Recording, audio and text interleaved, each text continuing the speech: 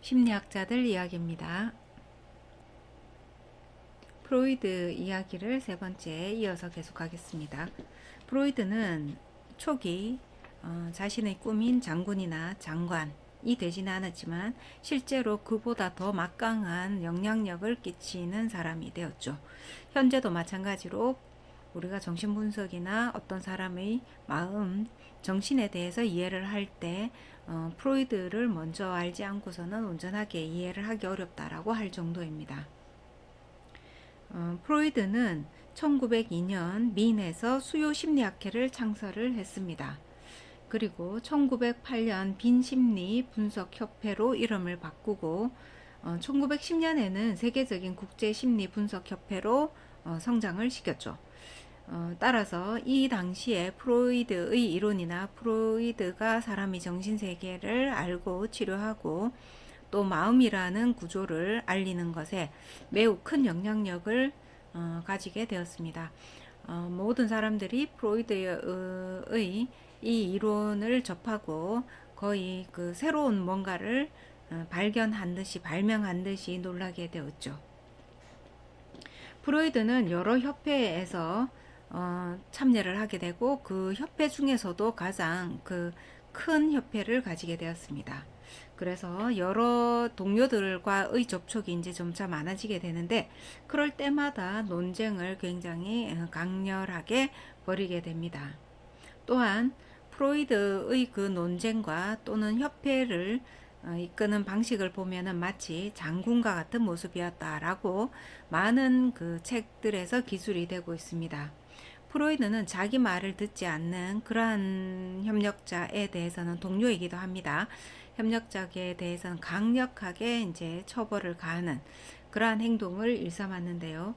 이러한 모습이 마치 장군이 부하 직원을 다루듯이 엄격한 모습으로 나타나기도 했습니다. 그래서 그 프로이드에게 접근을 했다가 결국은 프로이드와 이제 오랜 시간 같이 지내지 못하고 중간에 이제 탈락하게 된 프로이드의 훌륭한 제자 중에서는 칼 구스타프 융이 있고 알프레드 아들러, 빌헬름 라이히 이러한 사람들이 있습니다. 프로이드는 이렇게 많은 훌륭한 사람들과의 결별을 경험하고 그럼에도 불구하고 자기 자신의 이론과 신조를 굽히지 않았죠. 이것이 그 프로이드가 현재까지에도 영향을 미치는 중요한 요인이기도 하지만 프로이드라는 개인에게는 좀 색다른 면모를 보이는 부분이다 이렇게 볼 수 있습니다. 우리가 흔히 심리학자다라고 하면은 자기 자신에 대한 이해와 수용, 타인에 대한 이해와 수용의 정도가 보통 수준을 넘을 것이다 라고 생각을 하게 되는데 프로이드는 그러한 부분을 완전히 깬다 이렇게 이야기하게 되는 것입니다. 자, 프로이드의 개인적인 생애를 보면 제1차 세계대전과 1920년에 26살이던 딸이 죽은 그러한 경험이 있습니다. 그래서 자기 자신의 어떤 생애에서 매우 충격적인 경험을 연달아 하게 되는 것입니다. 프로이드는 자신의 자식이 6명이나 되는데요.